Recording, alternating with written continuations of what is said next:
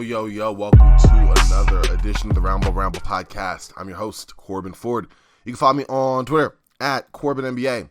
This is Sports Ethos presentation, so check out Sports Ethos on Twitter at Sports Ethos, online, sportsethos.com. Today is Thursday, the 4th of January, the year 2024. Had a great slate of NBA basketball last night. Going to make a brief little hitter as we cover each one, give you the scores, give you the games to look forward to tonight, and then get you out of here. So, without a moment's ado, think that's how you say it, let's get to it. First game we're going to talk about. We're going to get the blowouts out the way first. It was a close game for, I would say, 2 quarters and a half, but the Cleveland Cavaliers eventually pulled away and blew out the Washington Wizards 140-101. That's not a typo, 140-101. The main player for the Cavs, the one who really impacted them in a variety of ways, was Jared Allen. He wasn't a leading scorer, but he did finish the game with 17 points in addition to 19 rebounds and 7 assists. Messed around, almost got a triple-double, shot 70% shooting as well. Just finishing around the basket, alley-oops, cleanups, the whole 9. In addition to him, you had multiple players, 6 players in fact, in double-digit scoring for Cleveland. So the leading scorer was actually was Max Strus with 24 points, a 9 of 13 shooting, 6 of 8 from 3, along with 4 rebounds and 3 assists. You had 22 points from Donovan Mitchell on 6 of 16 shooting, 4 of 9 from 3, 4 assists for him. 15 points for George Niang, along with 8 rebounds on 5 of 11 shooting from the field. This is off the bench in about 28 minutes of action. In just 23 minutes of action, Caris LeVert shot 21% on 50% from the field. 21 points, 5 rebounds, 5 assists, 9 of 18 shooting, 3 of 6 from 3. It was just too much, Cleveland. And they shot a pretty decent percentage, too. 54% from the field, 47% from 3, 75% from the free throw line. Like, they did it all. Washington did not do it all. Washington started off, like I said, pretty even in pace with Cleveland. And as the game went on, they just lost it. The leading scorer for the Wizards was Kyle Kuzma with 16. He was one of 4 players in double digits. Everyone else that was in double digits for Washington had 12 points.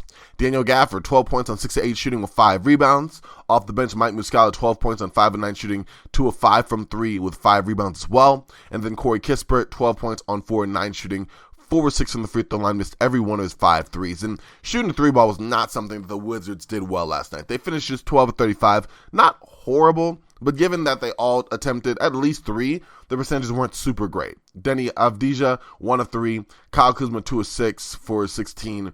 Jordan Poole, 2 of 4. He was just 3 of 11 from the field in 22 minutes. He was a minus 22, so, there you go. Tyus Jones, 1 of 2. Bilal Coulibaly, 1 of 4. You get what I'm going with here. So, just not a great game for the Wizards, as they were shown a 39-point loss to Cleveland. Another game.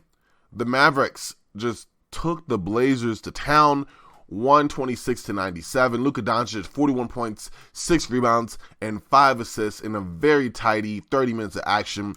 13-21 shooting, 4 of 7 from the field, 11 of 14 from the free throw line. Kyrie Irving tossed in 29 points himself, along with 9 rebounds and 5 assists.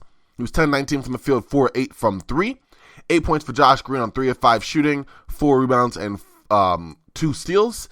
And then Derrick Jones Jr., 5 points. There wasn't a whole lot of scoring. Only other players in double digits outside of Kyrie and Luka were Tim Hardaway Jr., who had 14 points on 5 of 10 shooting, 2 of 5 from 3 off the bench.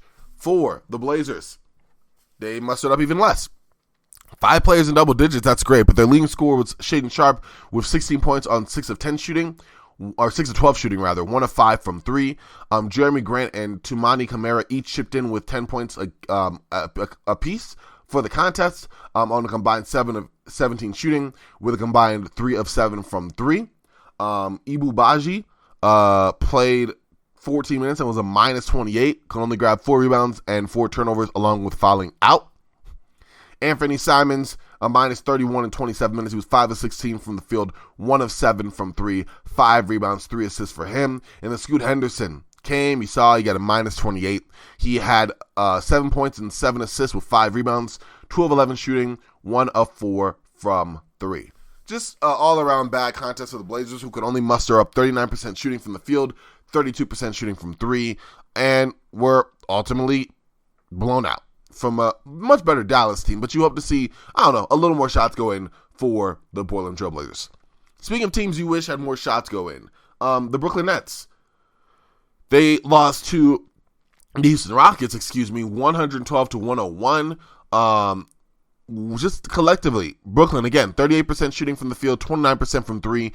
In my mind, listen, I don't know what's going on in terms of them not being able to buy a bucket consistently, in terms of just the minutes that are being played. You had the debacle early this week where, Coach Jacques Vaughn was sitting players after the first quarter against Milwaukee. Like, in my mind, it's only a matter of time before you start looking at Coach Vaughn like, what's going on here? Because it's not like the Nets are just thumping. They're thumping. The vibe seems to be off. Their shot's not going in. It's not good. I mean, and yeah, the Nets don't have fantastic playoff, I don't even know, expectations. But still, like, you're a serviceable basketball team not playing serviceable basketball. That's something to think about. For Brooklyn, your leading scorer, if you want to call it that, was Cameron Johnson. I will say this. There was a pretty balanced scoring effort for the Nets as they had 7 players to double digits. Cameron Johnson had 15 points on 13 shots, 6 rebounds, and 5 assists. You had 15 points from Mikal Bridges on 5 of 18 shooting. Yikes. 3 of 12 from 3. Yikes. 4 rebounds and 3 assists for him. 13 points for Royce O'Neal on 13 shots. 11 points on Spencer Dinwiddie.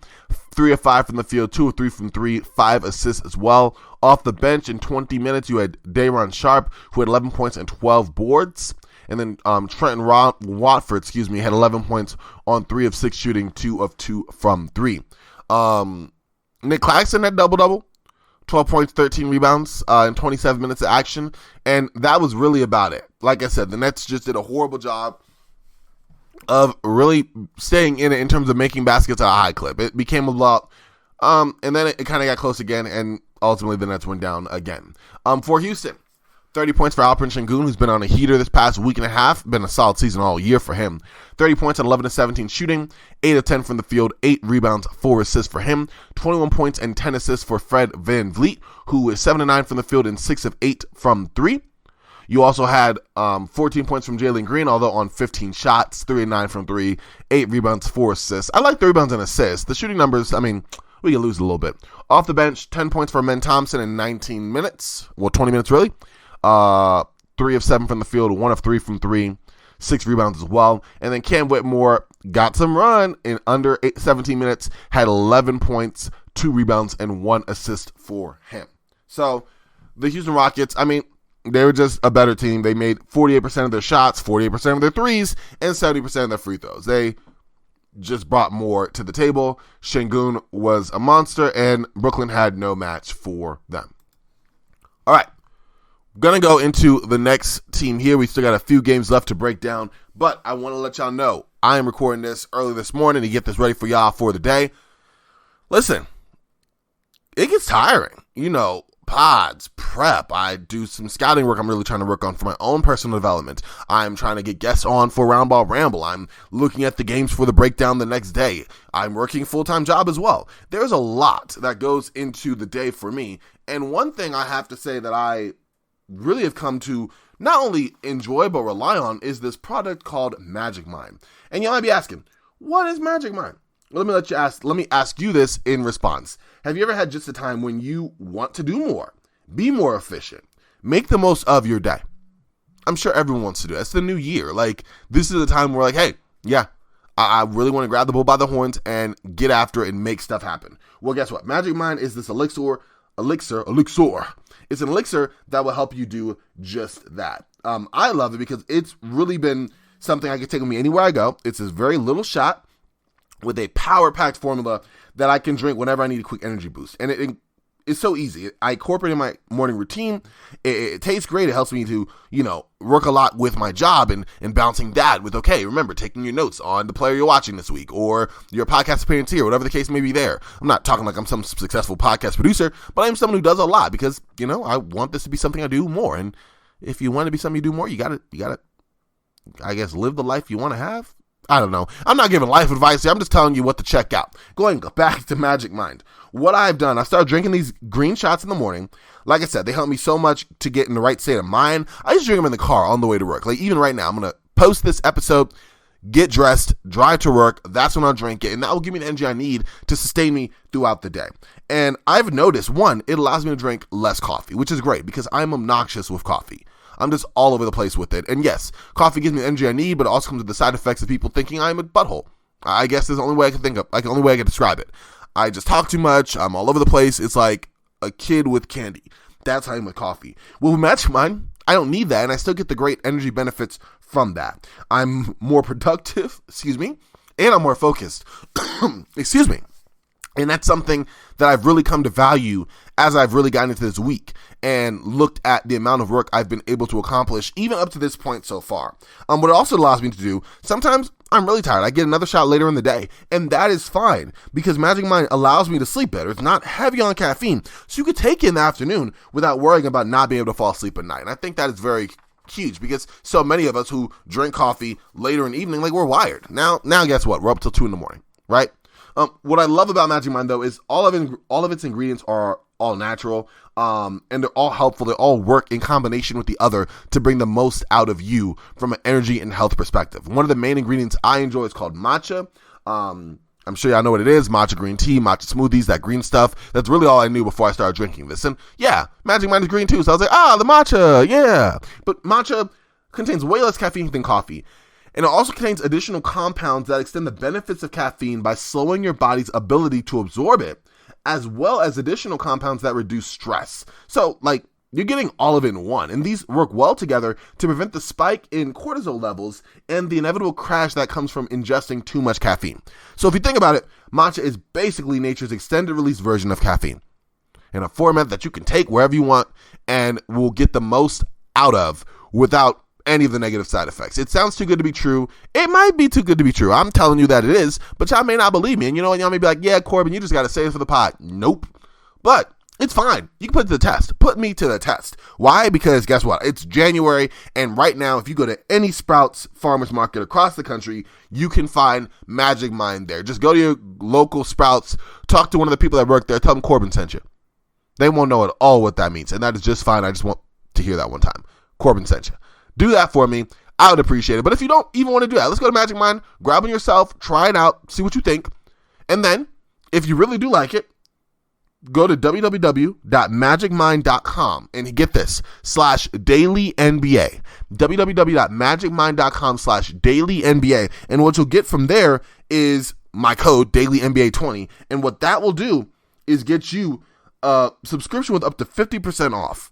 I'm trying to give y'all a discount right now. We're bringing this new year right. So try it out if you like, or just go straight to magicmind.com, get yourself a discount because you know my word is gold, and go from there. Your call either way. But definitely go to www.magicmind.com/dailynba20 to get that. I'm sorry, Daily NBA to get that. And then the code is dailynba20 because top of the NBA daily. One more time. www.magicmind.com/dailynba. Magic Mind, get the most out of your day. All right, let's get back to breaking down some of these games. The Los Angeles Clippers came to Phoenix and beat the Phoenix Suns 131-122. It honestly was a blowout for the most part until Phoenix came back and made a game of it late. Paul George scored 33 points. He shot 8 of 14 from the field. He went 5 of 10 from three-point range. James Harden had 22 points and 11 assists. And yeah, the Clippers offense, it was so smooth up until about, I'd say, the final 8 minutes of the fourth quarter against Phoenix. The Clippers shot 55% from the field. They shot 53% from three-point range. Efficient numbers all around. They made quick work of the Suns. They kept a comfortable lead throughout most of the second half and pushed the advantage up to 23 points midway through the third. But then the Suns made a big run in the fourth quarter and cut it to an 8-point game, 118-110 with about 5 minutes remaining. Then Norman Powell hit a three. He finished with 13 points off the bench. That really helped the Clippers regain control. And it was a surprisingly close game in the fourth quarter for a game that had 0 lead changes and 0 ties. And that's just because, for the most part, the Clippers controlled the action. Already mentioned Paul George's efficient night. He was really the catalyst for the Clippers win. But you also had 30 points from Kawhi Leonard. on 9 of 16 shooting. He made 4 of his 6 threes with 8 rebounds as well. In his second game back after missing the last 7 with that hip injury, you had 22 points from James Harden. I already mentioned now into 7 of 13 shooting, 4 of 7 from 3. Terrence Mann had double-digit scoring, 5 of 8 from the field, 2 of 4 from 3.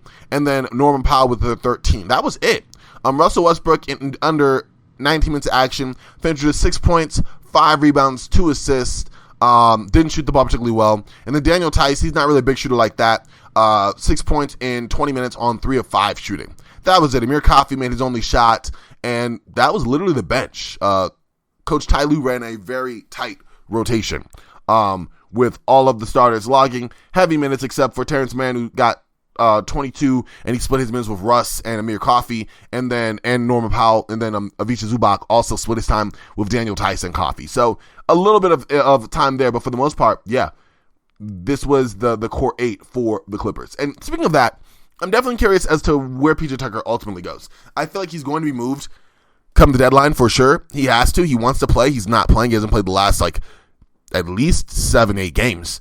So definitely want to know where he goes and how he impacts our team because he does want to play. And I'm not really sure how he's not getting run on this team. I get him not getting extended minutes for sure, but I don't know. I just feel like he could play. Even if he's a total non-entity at offense, I still think his defensive versatility and his ability to play with Harden and Russ and Kawhi and PG is helpful. And I don't think I'm crazy for thinking that. So I don't know. For the Suns, though, Devin Booker led the way with 35 points on 11 of 15 shooting, 5 of 8 from 3, 8 of 9 from the free throw line. He had 17 points in the third quarter alone. He definitely went off there and was a big reason why the Suns even made it sort of a game at the end. Bradley Beal in 40 minutes of action. Coach Vogel is playing no games with Beal. Had 21 points, 5 rebounds, and 4 assists, but he did not shoot the ball well at all. He 21 points on 20 shots, missed every one of the 6 3-pointers that he took. Thank goodness he made his free throw shots and had 5 rebounds and 4 assists, but that was all for him. Yusuf Nurkic, 9 points and 6 rebounds in 25 minutes of action. Chimezie Metu had 7 points and 3 boards, 3 of 6 from the field, 1 of 4 from 3. And then Grayson Allen, who actually had a really solid first half and then kind of disappeared in the second half, had 10 points, 4 rebounds, and 3 assists on 4 of 9 from the field, 2 of 4 from 3. Bol got some time. Free my man Bol, y'all. Free Bol. 14 points, 5 rebounds, 2 assists. He was 6-7 from the field and made both of his threes. One of them was actually a semi-big one in the fourth quarter. I'm not sure what lineups you're going to deploy him in because, yeah, he's not a physical guy in terms of being a center. We saw him matched up on Zubac late in the game, and Zubac kind of got what he wanted, getting the free throw line or making a bucket. But he is someone I think could be like a stretch 4. I mean, he's so tall, man. Yeah, you're not running your offense around him, but he can shoot the ball. Bobo can definitely stretch the floor out. I think that's something you should use. And then Josh Okogie, just under 60 minutes of action, 5 points, 2 rebounds, 1 assist. Definitely made more of an impact on the defensive end. Had a nice block on James Harden. Just good activity around the basket. But, around the basket defensively, rather. But, yeah, he's not a scorer, low-volume guy. You kind of know what you're getting from him offensively. Ultimately, Kevin Durant did not play in this game. Still had that hamstring injury. I wish he did. I really want to see the Suns with a healthy big 3 just for my own viewing entertainment, but also I want to see them play in a very good team. I think if you had Kawhi Leonard, PG, and Harden, and you had Booker, Beal, and Durant, now you got something interesting. Maybe it's an actual close game down the end instead of what it ended up being, which was like a glorified, 9-point loss, but it really wasn't that if you watch most of the game. I don't know. Just my thoughts. Speaking of just my thoughts, man, the Lakers need to change it up. Lakers are now 17-18, under 500. They've just been slumping since the play-in tournament. They hosted the Miami Heat at home last night and got killed, losing 110-96. Anthony Davis put up decent numbers for the Lakers. 29 points, 17 rebounds, 6 assists for him. But ultimately, the Lakers can't shoot. The Lakers can't shoot. I don't know why. If you look at their roster, I would think Austin Reeves could shoot the ball. I would think Taurean Prince could shoot the ball. LeBron James is shooting 40% from 3 this season. Well, not anymore after last night's performance. Max Christie, you feel like could shoot the ball. Christian Wood could shoot the ball. And yet somehow, some way, the Lakers mustered just 42% from the field. Just 13% from 3. Yep, not a typo. 1-3 from the 3-point line. They shot 4 of 30 from 3. The Miami Heat made more 3-pointers in the fourth quarter than the Los Angeles Lakers made all game long. In addition to that, They would turn over the ball like I turn over a hot potato out of the microwave. 21 turnovers. 10 in the first half alone. Like, what are we doing? It was insane. The numbers for this are ugly. Anthony Davis was like the one guy who looked mad decent. I would say him and Austin Reeves. 29 for 80. I already mentioned the rebounds and assists. 10 of 17 from the field. 9 of 10 from the free throw line. Like, great. Austin Reeves, 35 minutes. 24 points. 7 of 12 from the field. 2 of 6 from 3. 8 of 9 from the free throw line. 5 rebounds. 8 assists. Great. I guess Max Christie. Nope. Max Christie, 14 points on 5 of 12. That's not super great. Christian Wood, 13 points on 5 of 10. That's okay. And now we get to the uglies. Cam Reddish, in under 20 minutes of action, just got some cardio in, y'all. 4 turnovers, 1 assist. Missed his only shot. It was a 3. Shooting under 30% from 3. That's it for Cam Reddish. LeBron James, 38 minutes, minus 20, 12 points, 9 assists, 6 rebounds, 6 of 18 from the field, took 6 threes, didn't make a 1. Taurean Prince, a minus 14. He also got some cardio in with Cam Reddish. 28 minutes, 0 points, 2 fouls, 1 turnover, 5 rebounds, 2 assists, took 6 shots, missed them all, took 5 threes. You know what I'm about to say. Missed every one of them. Like, that's not great. Jared Vanderbilt got 16 minutes, 2 of 3 from the field, but it was really impactful. 2 rebounds, didn't really do a whole lot. Like, this was horrible. And to make matters worse, you lose a game by 14.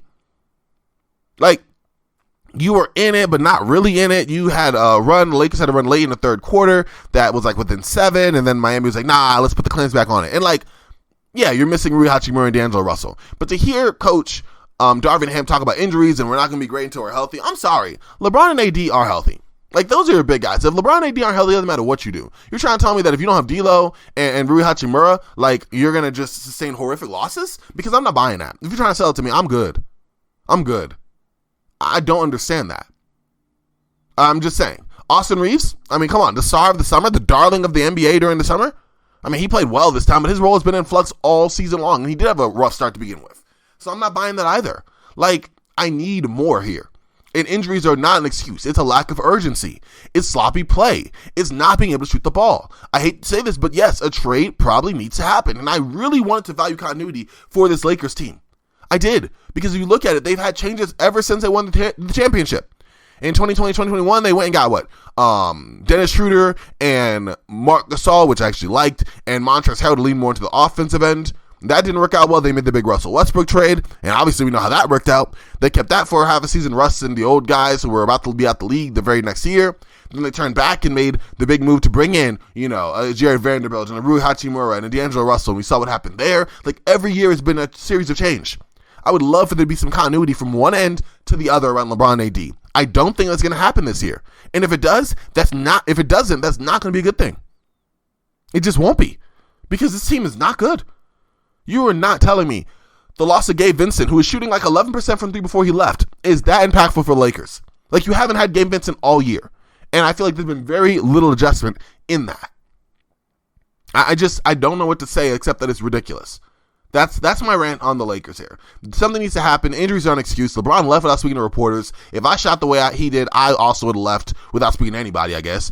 I don't know. I wouldn't have spoke to myself. Like, I don't really get what's going on here, but it's ridiculous. And I think I spent too much time talking about the Lakers. I just wanted to share my thoughts because it's getting out of hand. Like, they're not a good basketball team. It's time to look in the mirror and admit that you are just not a good basketball team. Is Miami Heat a good basketball team? I mean, yeah, I think they're pretty decent considering the injuries they've had. Jimmy Butler, again, did not play due to that foot injury that he has. Neither did Caleb Martin, Hayward Highsmith, or Drew Smith. But the ones who showed up, like Coach Eric Spoelstra said 2 nights ago, came and played, and they played decently well. Let me tell you this. 8 players got significant run for the Miami Heat, and that means at least 20 minutes of action. Every player scored in double digits for Miami. Every player who got at least 20 minutes of action scored double digits. And then everyone got to play for Miami except for Thomas Bryant. Shout out to Thomas Bryant. Who led the way? I mean, it was a balanced team effort, and I don't mean that as a cliche. But if we have to go by the leading score, Jaime Jaquez had 16 points on 14 shots. 7 of 14 from the field, 2 of 6 from 3. You had 15 points apiece from Nikola Jovic and Bam Adebayo. Jovic was a lot more efficient, 6 of 11 from the field, 3 of 5 from 3, 8 rebounds, and 1 assist, while Bam Adebayo was 5 of 14 from the field. I like that he's been taking more threes. He took a 3 against the Lakers, took two threes a couple nights ago against the Clippers. He hasn't made one yet, but it's nice to see him at least attempting to stretch out a little bit. He was 5 of 6 from the free throw line. He had 7 rebounds and 5 assists. Off the bench, 13 points for Duncan Robinson. 5 of 14 from the field, not great shooting, 3 of 12 from 3, 2 assists for him. Then you had 10 points from Josh Richardson, 4 of 7 from the field, 2 of 3 from 3, 10 points from Kevin Love. And as far as your starters, Kyle Lowry had 10 points as well, along with 6 assists. Tyler Hero, my fault. I don't know why I mentioned Jaime Jaquez as a leader. It wasn't. It was Tyler Hero. 7 of 19 from the field for 36%, 4 of 8 from 3, 6 rebounds and 4 assists. Like, the Heat have been playing decently. Like, I wouldn't say Tyler Hero's been great in his last stretch of games. Bam Adebayo's been decent, but he's not been great. But they found just enough all over to win. They're not like a struggling team. They're just more of a balanced team effort type of basketball team. An Eric Spoelstra-led team, if it were, which they are. They shot 44% from the field, 38% from 3 as a team. They just outclassed the Lakers completely and utterly. And the Lakers need to take a long, hard look in the mirror or do something. Not really sure. Raptors beat the Grizzlies 116-111. Manuel quickly led the way with 26 points, 3 rebounds, and 5 assists, which was more than enough for John Morant's 28, 8, and 9. Ultimately, the Grizzlies were kind of out of it from the beginning. I mean, Pascal Siakam and Scotty Barnes combined for 44 points, along with 9 rebounds and 8 assists. Okay, the 9 rebounds, Pascal had 7 of them, Scotty had 2, where Scotty had 8 assists and Pascal had 0. So the combining is funny there. But those were your big catalysts behind Emmanuel quickly. And ultimately, yeah, this wasn't really a game the Grizzlies were all the way in. They shot pretty decently. They made a big run late. Jaren Jackson Jr. was a big part of that. He had 24 points, 7 of 18 from the field, 4 of 8 from 3. He knocked down 2 big ones toward the crunch time of the fourth quarter to kind of make it a little bit of a game, but that was it. Ultimately, yeah, Marcus Smart shot 2 of 10. That's not great. Your bench didn't really give you a whole lot outside of Zaire Williams, and yeah, it was really on John Morant, Desmond Bane, and Jaren Jackson Jr. to make it happen, and they weren't able to do it by themselves. The Bulls and Knicks game, the first game on ABC primetime, was pretty close to start, but ultimately the Knicks were like, oh, wait, we got this. And they beat the Bulls 116-100. New York was led by Jalen Brunson, who had a double-double, 31 points and 13 assists. The Knicks as a unit, I mean, it was Jalen Brunson and Julius Randle that were your big catalysts for victory. Julius Randle led the way in scoring, 35 points, 6 rebounds, 4 assists, 56% shooting from the field, made 3 3-pointers as well, but you had help. You had 11 points from Dante DiVincenzo, 11 points from OG Anunoby, 10 points from Isaiah Hartenstein. It was a nice balanced scoring performance, and it was more than enough for Chicago, who they were led by DeMar DeRozan, free DeMar DeRozan, y'all. I don't know what to say. Like, get him somewhere else. He had 28 points, 3 rebounds, 4 assists. He usually plays well in Madison Square Garden. He was 10 of 13 from the field, made 3 of 4 from 3. Not really a big shooting player we know from 3, DeMar DeRozan, but he was last night. Good to see that. But it wasn't enough. 26 points for Kobe White, 9 of 19 from the field, 6 of 9 from 3. We did wonder after last show if he would come back and play, and he did, and he played very well.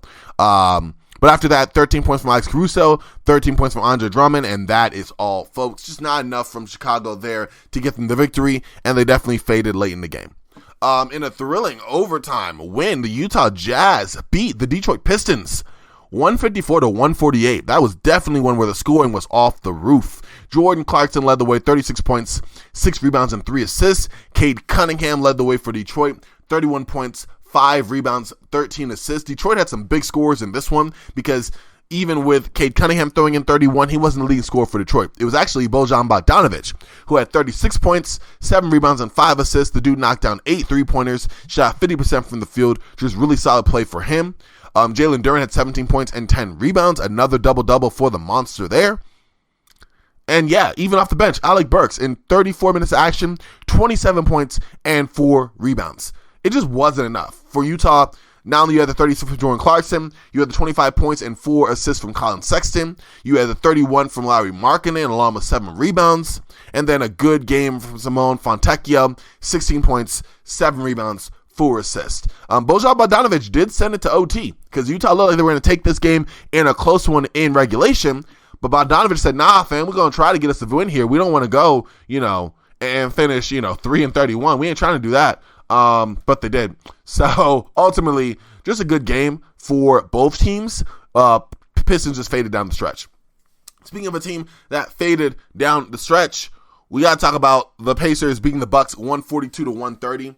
Tyrese Halliburton, 31 points, 12 assists, not a single turnover again. He's been a monster from the assist to turnover ratio. The Pacers pulled away and beat the Bucks, who they played for the 35th time this season. Giannis had 26 points, 11 rebounds, and 8 assists, but it was not enough. You had a really cool Damian Lillard one-handed dunk. It was not enough. You had Chris Middleton with 19 points. Brook Lopez with 16. It wasn't enough. Ultimately, the Pacers are in a good matchup for the Bucks. I think it's clear to say that the Pacers have the Bucks number. Now, can they get it done in a playoff series? Maybe not. Can they do it with the 76ers and, the Celtics? Maybe not. But when it comes to Milwaukee, Indiana feels very confident. And they have good reason to. They've just been a matchup nightmare for the Bucks in various ways, whether it's Tyrese Halliburton going off, whether it's Miles Turner being more engaged and active and stretching the floor and making plays around the rim. Jalen Smith was in the starting lineup, and his length and activity helped as well. Aaron Nesmith has been a solid player, knocking down shots and being an irritant and an overall hard-working lunch pail forward.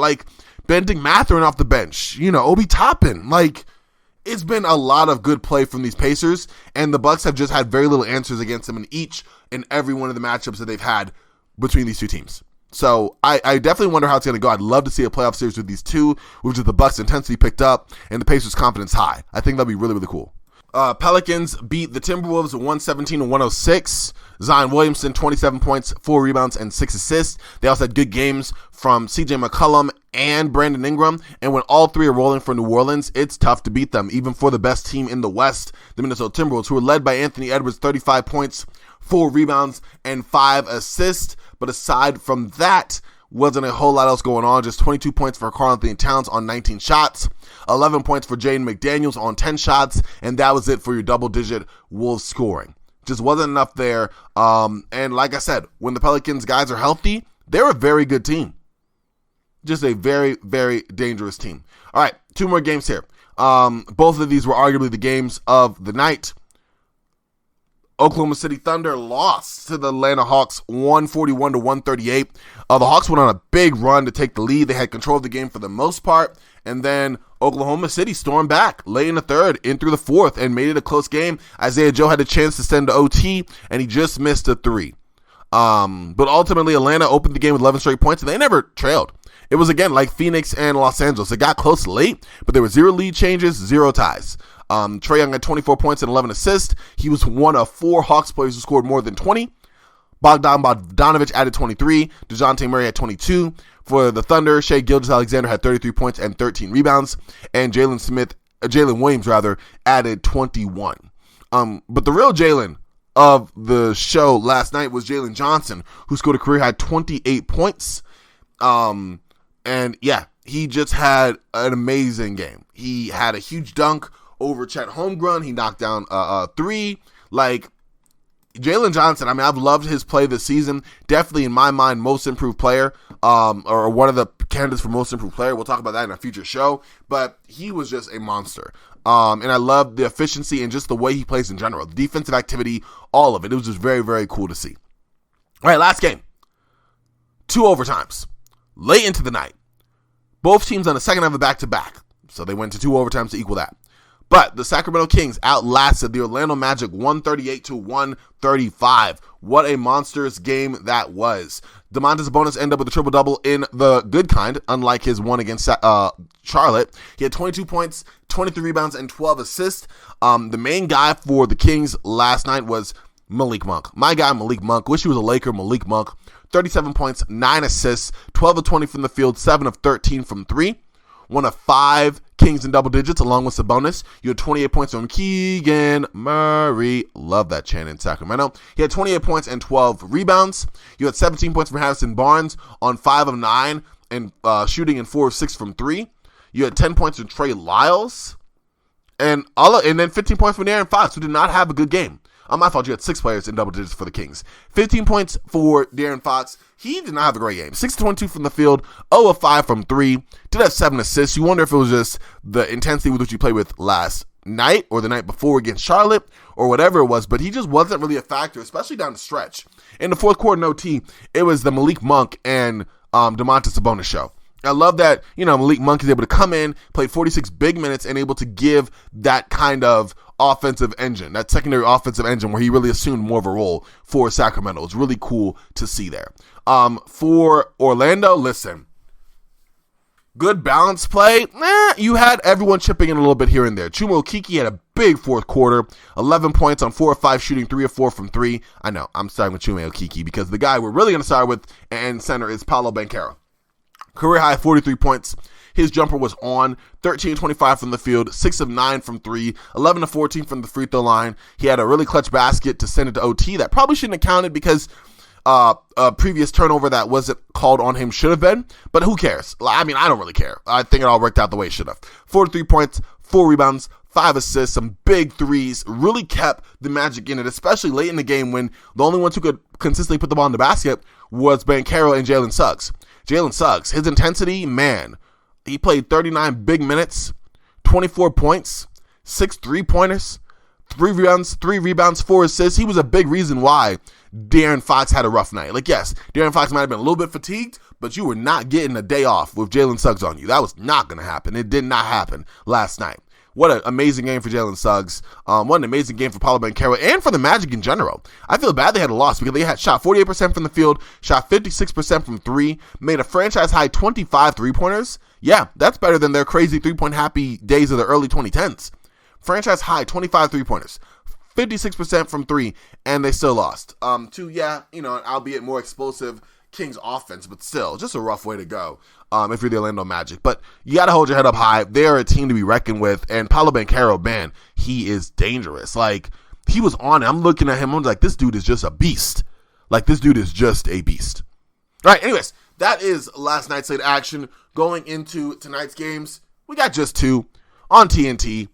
Bucks will be playing the Spurs. It's really just Giannis and Wembanyama the matchup is, but I'm not excited about that game.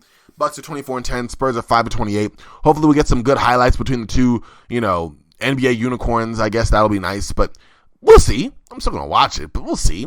And then 10 o'clock Eastern, the Nuggets will be playing the Warriors. That'll be interesting. The Warriors, trying to climb back and take a game in Golden State against a team in Denver who beat them, in Christmas Day. And that's always a fun matchup between those two and has been for about a half a decade. So, yeah, that'll be fun to watch. But that is it for tonight's games. So I look forward to talking to y'all tomorrow, just recapping that and maybe talking about some other topics as well. We will see. But this does it here for another edition of Ramble. So I'm going to get y'all out on the road. I hope wherever y'all are, whoever y'all may be, that y'all have a wonderful day. I appreciate y'all listening, really, really do. Again, check out Magic Mind, www.magicmind.com/dailynba20. Get yourself that discount, y'all. Check myself out on Twitter at CorbanNBA. Check out Sports Ethos on Twitter at Sports Ethos, online, sportsethos.com. And yeah, that'll just about do it, y'all. So, as always, I am Frosty. Y'all stay frosty, and I'll talk to y'all tomorrow. All right, y'all.